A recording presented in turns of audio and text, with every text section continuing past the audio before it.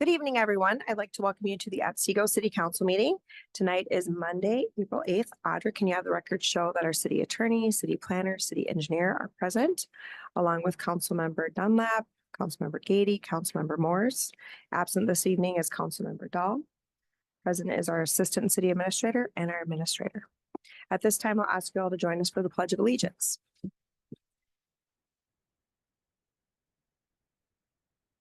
I pledge allegiance to the flag of the United States of America and to the republic for which it stands, one nation, under God, indivisible, with liberty and justice for all.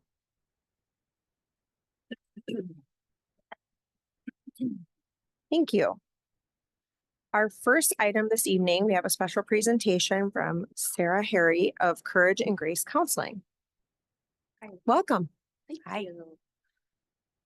So I'm much more casual than you all are tonight. And thank you for having me, even though I'm much more casual. I spent my day-to-day meeting with a lot of clients. And part of that is being comfortable and being present. Walking in, I observed all of you, and you all feel very comfortable and very present as well. I kind of like the camaraderie that I listened to as I was coming in, and try not to feel so nervous about being here. Public speaking is not my strength, along with math, also not my strength. Seriously, I would put math number one, public speaking number two on list of things I'm not great at. Thanks for bearing with me, and again for your time. Tonight is my opportunity to introduce myself as part of this community. I lived up in Elk River for many, many years until I moved to Rogers, and I spent about 9 years there. Now I'm in Maple Grove as a resident. So I do think Otsego is part of my overall community. The clients that I see come from all over the state, really. I do a lot of telehealth work and a lot of in-person work. My clients are mainly adolescents and young adults. So I'm a mental health provider. My specialty is with suicide prevention and preventative care. One of the big reasons that I'm here is just to be able to, again, introduce myself. I'm also starting a foundation, and the foundation is called Courage and Grace Foundation. And the paperwork is in the works, which is super exciting. I'm waiting for the articles to come back. What the foundation hopes to do eventually at some point is buy some land and build a building. And the building is going to offer a really safe place for all of my clients and our clients. I work with 8 other providers to come in and feel a sense of home. And Otsego and Rogers do feel like home to me, not from just living here, but I had grandparents that had land nearby, and just driving through the city, driving through the community. The foundation is really important for a couple of different reasons. It's going to allow me to take what I'm already doing with clients that I work with and expand it. So being able to work with a certain amount of clients and bringing in other really trusted and exceptional providers eventually to do the care and the work that I'm already doing. A couple of weeks ago, my voice will shake because I do get emotional, even though I'm a trained therapist, right? A couple of weeks ago, I sent 2 of my clients to the hospital, one on a Monday and one on a Thursday. And they ended up in the ER and eventually inpatient for about a week each, and then on to the next phase of healing and care. That same week, there was a student at Rogers Senior High, a junior, who died by suicide. They were not my client. But that impact, I think, ripples through all of our communities, even touching students from like my current neighborhood in Maple Grove. So suicide prevention and preventative care are the really strong areas of focus of my work. We are also working on developing and really fine tweaking a supervision program. And supervision means that every single therapist has to be a supervisee before they're eligible for licensure. And that supervision program process, lasts about 10 months to 12 months. So it's basically you're in training. The foundation is going to be able to take kind of this really smaller thing that we already have going and expand it again, because we'll be able to bring on more providers. And the reason that it was really created is to create the next legacy of exceptional providers, really high level, exceptional mental health care. So taking kind of the legacy of what we're doing with our current work and being able to cultivate it in upcoming supervisees who will eventually become trained and licensed therapists. The building will have a focus on really feeling like home and really feeling safe.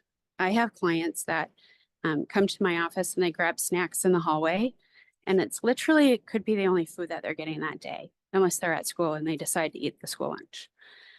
Summer times are tougher, and we make sure that we have like more things out.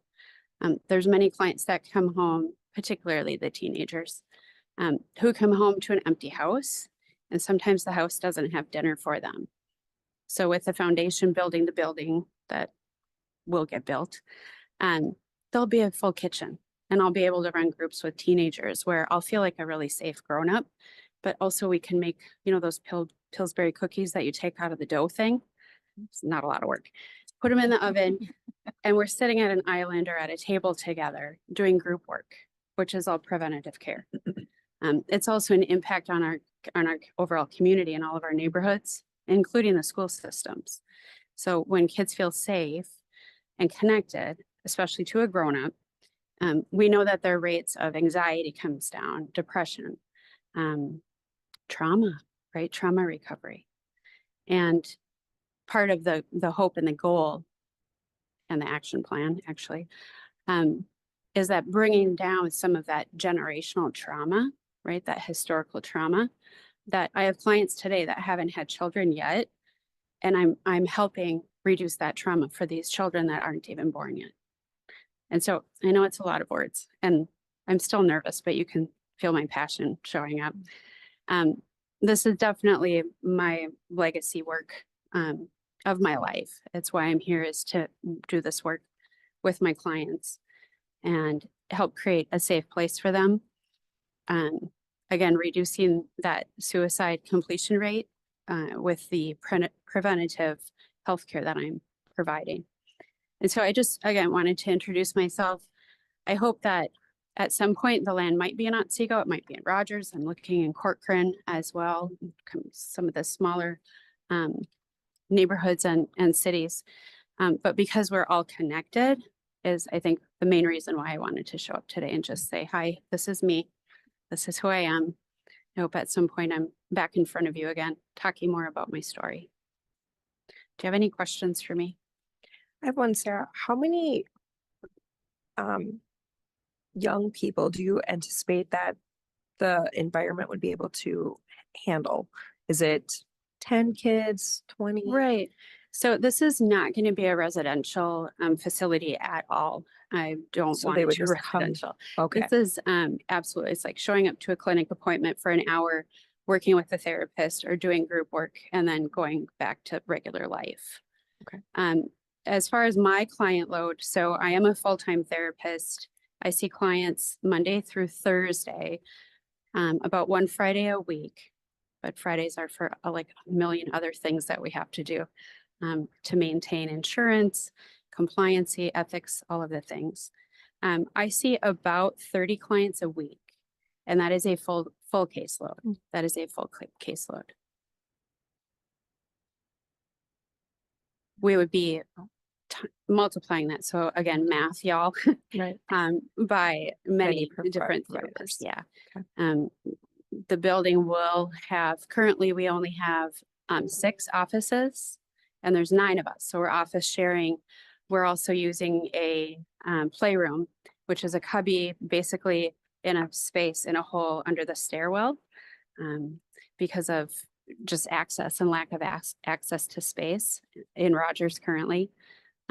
So this, again, this building, I have so many things that I could share about it. It'll have a proper playroom that's really safe for children. We see kiddos from about age 4 all the way up to, I think my eldest client has been in their late 70s. Play therapy is mostly for kids who are experienced trauma pre-verbally. So they have a hard time expressing words for what they have experienced or survived. When we get into the play, they show us through play what they've experienced. Madam Mayor, Yes. I wasn't asked, Sarah, when you talk about your building, is it mostly designed for that group work? You mentioned you had 6 rooms. Do you have private sessions? Absolutely. Or is it just maybe someone's needing something a little bit? Yes, More so the private? one room would be specific just for play therapy. Currently, we have only 6 private offices in the building that we're in, Yeah. and we have 9 providers.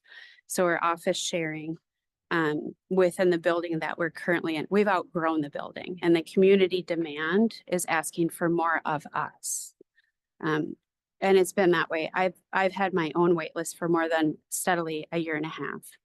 And I have clients who are sitting on the wait list waiting to come to therapy. I only work with ages 13 and older. So I'm sorry I wasn't clear about Sure, what that that's- playroom meant. Okay.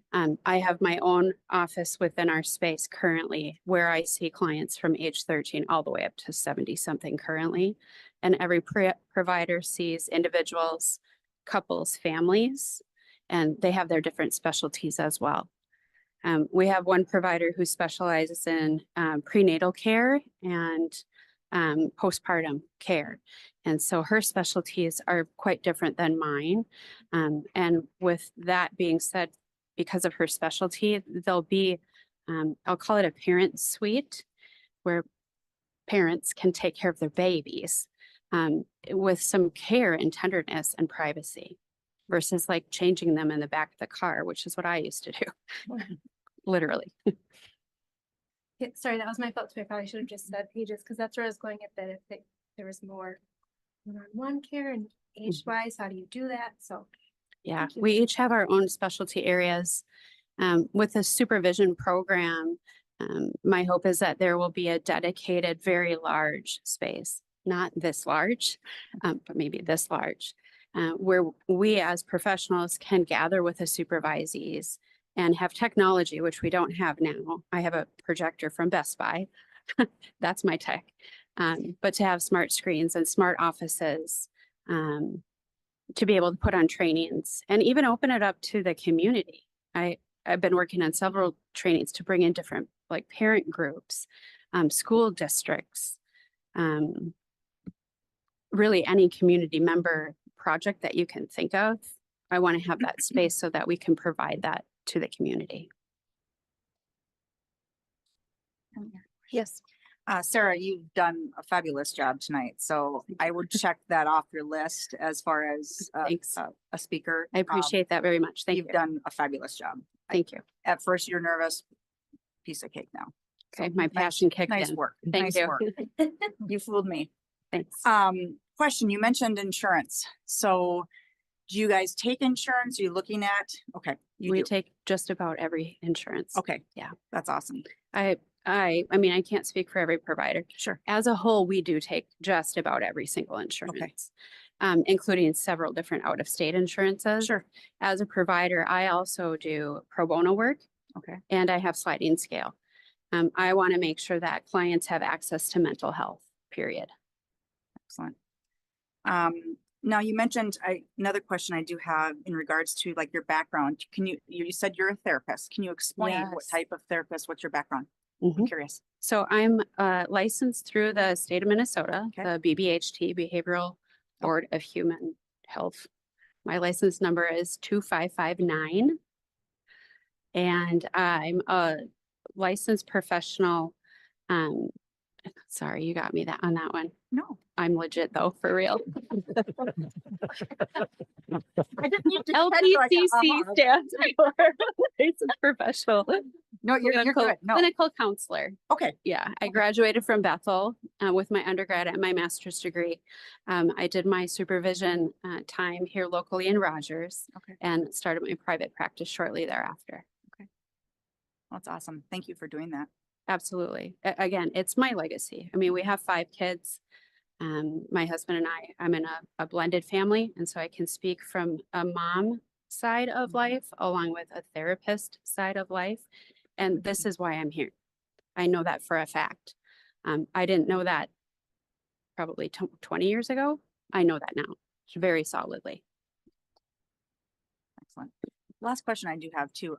Are all the providers here from Minnesota or are they from other states or? Everybody's from Minnesota. Okay. Yeah. Okay. Thank you. One question that I have kind of as a follow-up to Tina's, how many other organizations are like what you offer currently that are out there for our youth that are at risk? Because you talk about this really long waiting list and, you know, we'll get updates from the Wright County Sheriff's Department and obviously some of that's confidential. Of course. But Absolutely.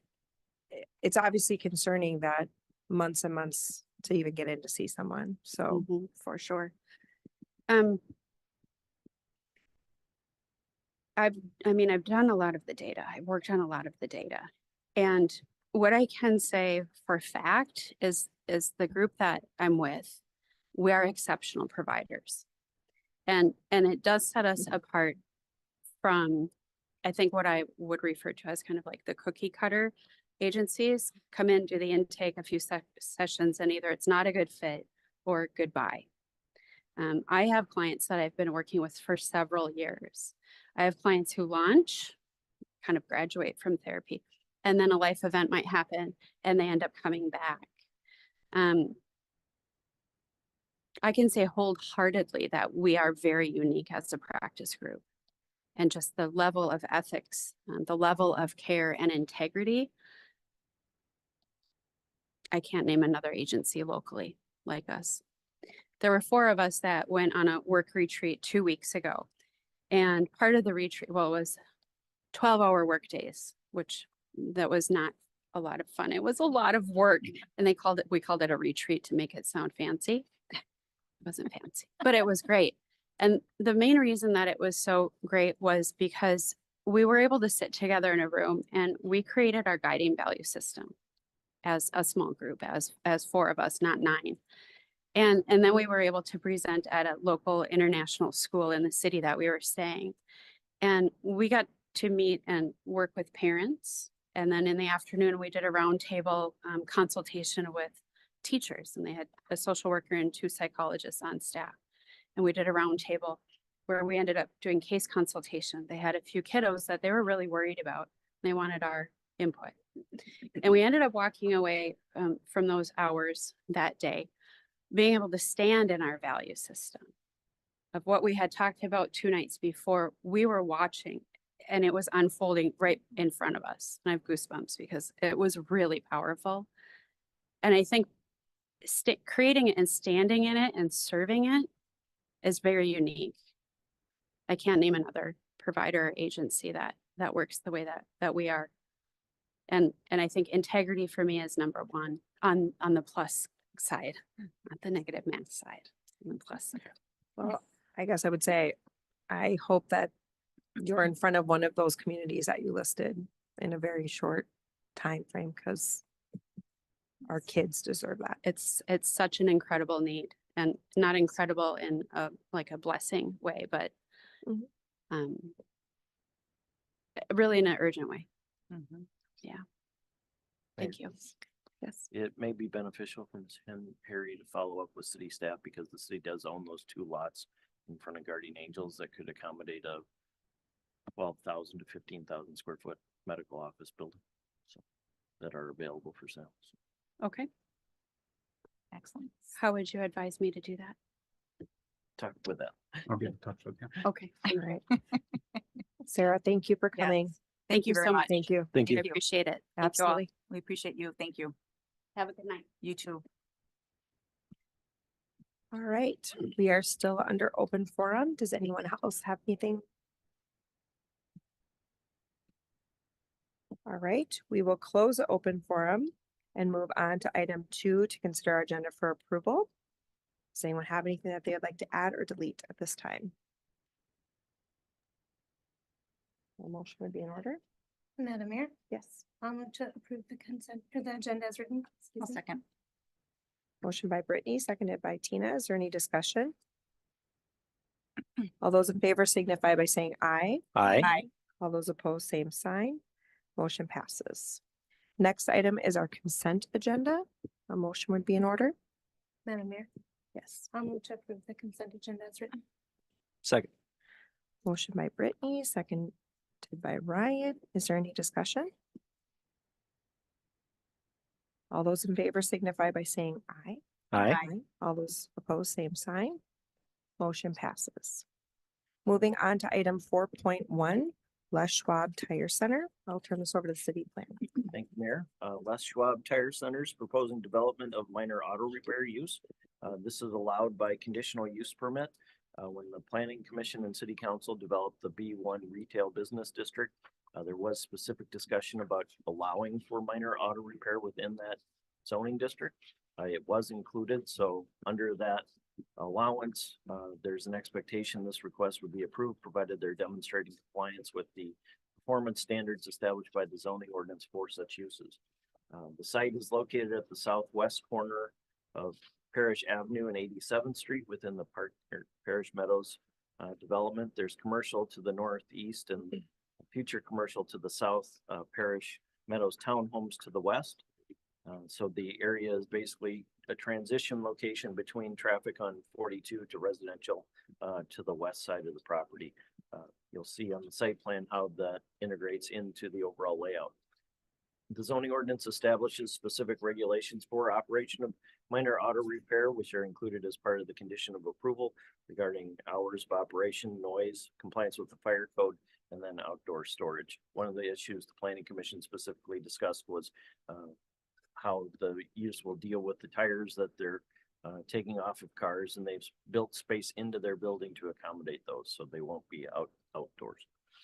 The site plan orients the building at the southeast corner of the site, close to County Road 42, leaving most of the area transitioning to the west available as lawn and for landscape locations. The site plan meets all the setback requirements, both for the building and the off-street parking area. They've overparked the site with more stalls provided than are required. Another issue the planning commission specifically discussed was pedestrian connections, as there is sidewalk on 87th Street on the north side of the property, Parkview on the west side. They'll construct the segment of trail along this east side of their property that provides for additional pedestrian access on that location. One of the things the planning commission requested was an access to the northwest corner of the property, so that if you want to walk up to Coburn's or any of the other businesses, there's the opportunity to do so. And so we worked with the developer to provide basically a pedestrian corridor through the parking lot that would be striped until you get to the sidewalk and then out to the public sidewalk. So that way you're not mixing the pedestrians with the service traffic in front of the overhead doors. Landscaping plan included in the packet is consistent with the requirements of the zoning ordinance. They are required to enhance the landscaping on the west portion of the property to be similar to what Aldi has installed to provide screening for the residential uses to the west. And then they provided for waste storage containers within an enclosure, exterior lighting, all compliant with the zoning ordinance. And also then the city engineers reviewed the stormwater utilities for the site as well. The building itself is just under 10,800 square feet. It's 27 feet in height. They've got signs featured on two of the wall sides or two of the elevations as allowed by the zoning ordinance. The exterior materials all comply with the requirements of the zoning ordinance. They're all CMU block using different texture and color for variation. There's also the angled roof, which was consistent with many of the structures in this area. So obviously the architecture then integrates well into the area. City staff recommends approval of the use as consistent with the comprehensive plan and compliant with the zoning ordinance. The planning commission held a public hearing on March 6th to consider the application. The applicant was present and addressed the planning commission's questions and comments. There were no public comments, and so following the public hearing, the planning commission voted to recommend approval. City staff drafted findings of fact and decision approving the request subject to 13 conditions, as well as resolution 2024-34 approving a site improvement performance agreement as drafted by the city attorney for the application. Thank you. Does the applicant wish to comment?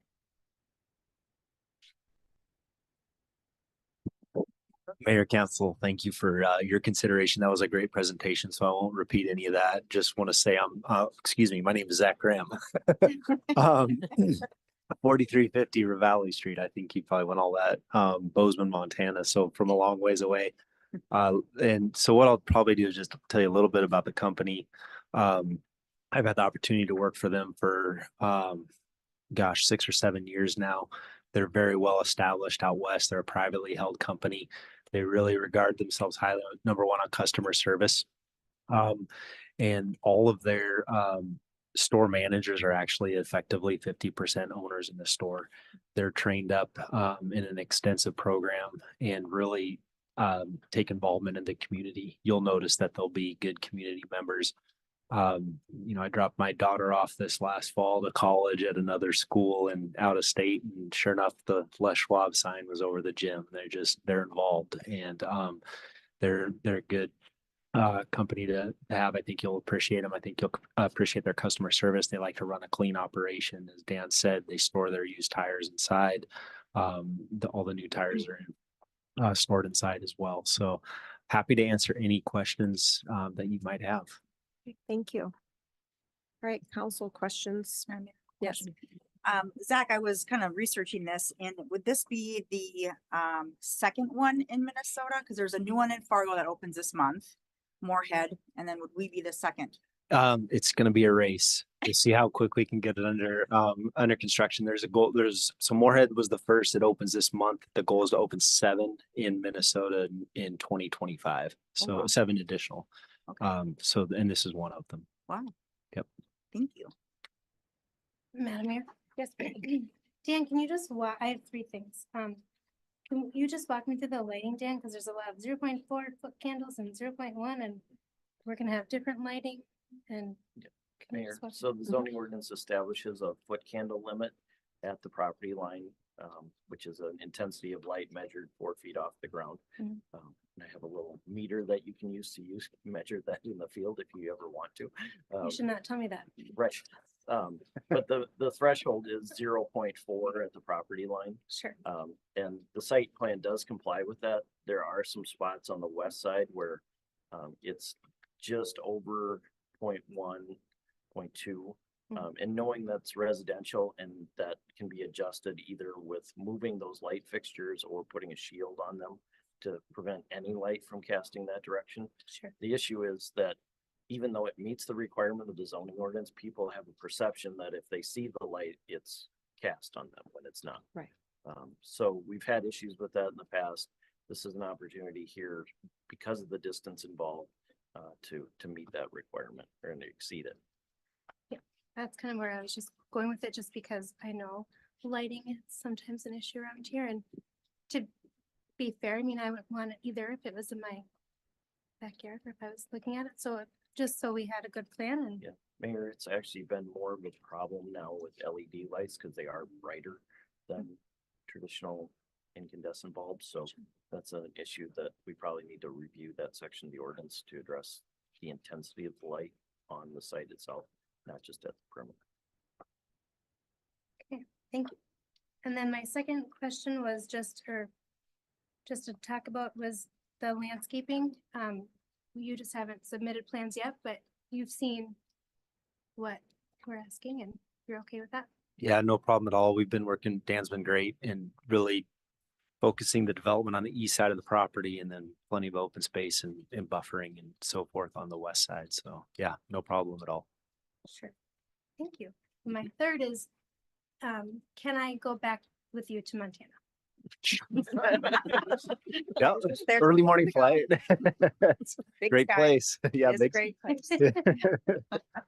Thank you. Thank you. You have a great airport. It's a perfect little regional airport. Bozeman. Bozeman, Yeah, yeah. yeah, it is a great one. Thank you all. Yeah, thank you for the. It's my favorite. Madam Mayor, Yes, right. I noticed in the conditions it has that kind of similar to some of the other ones that we don't allow outside overnight parking, except for stalls that are shown on the site plan. I can't find where those stalls are. Mayor, we haven't designated those yet, but our Okay. expectation was that we basically allow the parking in the stalls directly north of the building, but not up against the street. So question for the applicant. We have waived that requirement for other businesses not too far from you. Right. Do you have any concerns about that requirement that you wouldn't have overnight parking except for those stalls? No concerns, and generally Les Schwab, what they take in a day, they put out the same day. What happens, I was actually just talking to the store manager in our town, is people will just, they really get familiar with these managers and trust them, and they will just drop their cars off and leave the car unlocked and the keys on the front seat, and they can't control it. So I think if there is a designated spot or some for that use, that would be what it's for. But they generally, they don't hold cars overnight and to do multiple day work. That's not the type of auto service they are. Okay. How about, do you know what your hours are going to be on the weekends?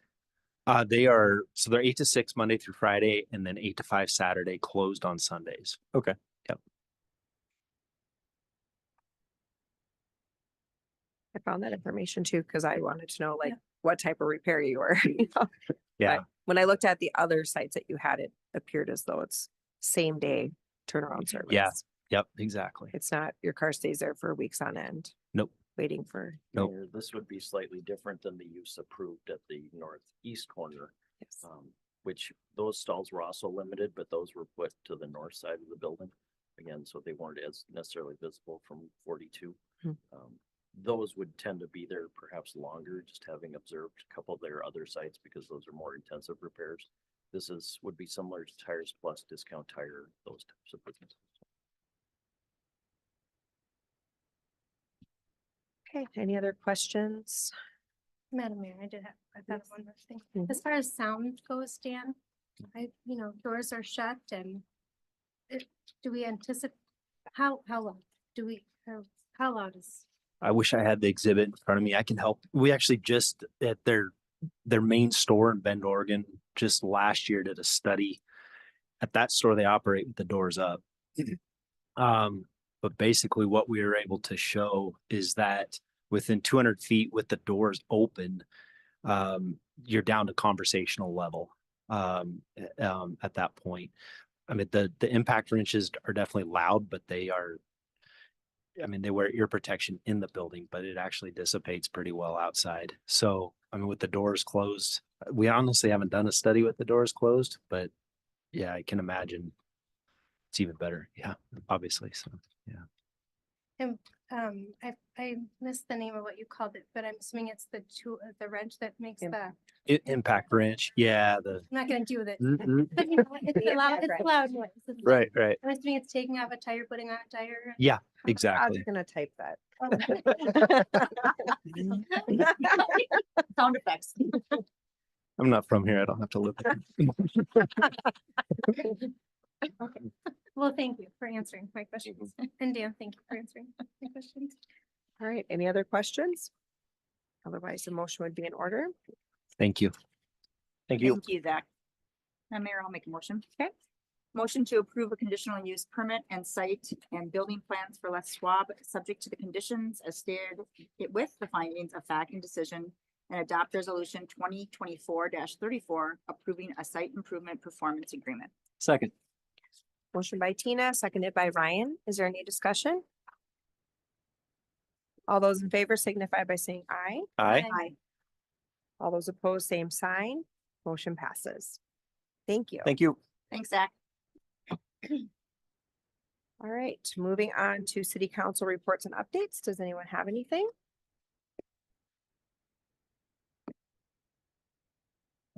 Moving on to staff reports and updates. 6.1 is to consider scheduling a special city council meeting on April 22nd. Mayor, thank you. Staff would request a 5:30 PM special meeting that evening. Two possible agenda items would include some discussion with the county assessor.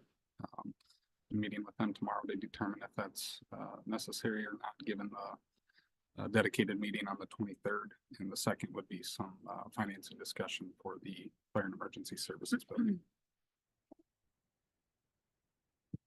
5:30 good for everybody? I will be out of town. It does work for me. Does work for me. Fine. Okay. And I'll make a motion to call for a special meeting at 5:30 on April 22nd. Second. Motion by Jessica, seconded by Brittany. Is there any discussion? All those in favor signify by saying aye. Aye. All those opposed, same sign. Motion passes. Okay, Thank you. thank you. Sabrina. Thank you, Mayor. Just quick updates are having really good recruitments right now with a lot of applicants, so hopefully having those recommendations coming to council soon, but one position we currently have almost 120 applicants, so a few more days Wow. left. So, and that's it. Thank you. That's gonna take you quite some time to score those. She'll be sitting in her office, so you can find her. Right. For a week. Yeah. It'll take a while. So don't bother. Okay, thank you. Adam? Mayor, thank you. One note, city staff will be completing the audit next week. Bergen KDB will be at City Hall doing that. Usually takes 3 to 4 days, so hopefully that goes smooth. Reminder that the local board of appeal meeting is Tuesday, the 23rd at 6 p.m. In this building. Right. Do you have all the support and things you need to make sure that that audit's being done? Given staff constraints. Mayor, yes, I feel very confident on the preparations that have been able to complete. Financial statement drafting started late last week and finishing up that hopefully tomorrow. Then the auditors will do their work, and then if there's any adjustments that we need to do, we'll do those and then get them a draft later in the month. Just confirming you have what you need. Right, Audra, Thank you, Mayor. I have no updates. Dave, No updates, thanks, Mayor. Dan, Mayor, 1 week from tonight, Planning Commission has Zockman Meadows, so 185 single-family lots and then approximately 12 contractor condo buildings on the east side of Cadler Avenue, north of 70th Street. There's also a variance application for Carrick's Landing, the improvements being done at the park to allow for the shelter at its proposed location. And then finally, we're going to discuss fence regulations. I'm sorry, what was that? Fence regulations. Fence. Specifically, corner lots.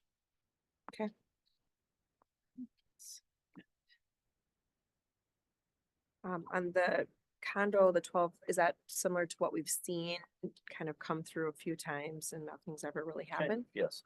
Yeah, this one's oriented more towards tradesmen, not necessarily the car condo. Okay, There's a component of that that's car condo oriented, but most of it's kind of more that tradesman style operation where it would appeal to small businesses, so. okay. And Dan, can you tell me the location again? You said 70th and Cadler Avenue, okay. so between Windsong and Kittredge crossings and Cadler, down to the water tower. Perfect. Yeah, Ron, We have a couple pre-cons coming up. One is for RL Carriers, the trucking outfit that's going over by Quad A Avenue.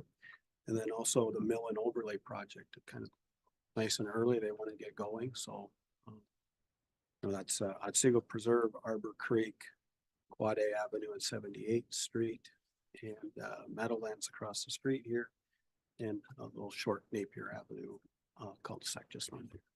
correction, it's not on Quad Day, isn't it off of Queens. Queens? Off of Queens, yes. Yeah. The first one, yes. Yes, Yeah, I was like, you yeah. said Quad A, I'm Queens, like, I'm no, sorry. it's on the other side of. Say, wait, no. There's a queue.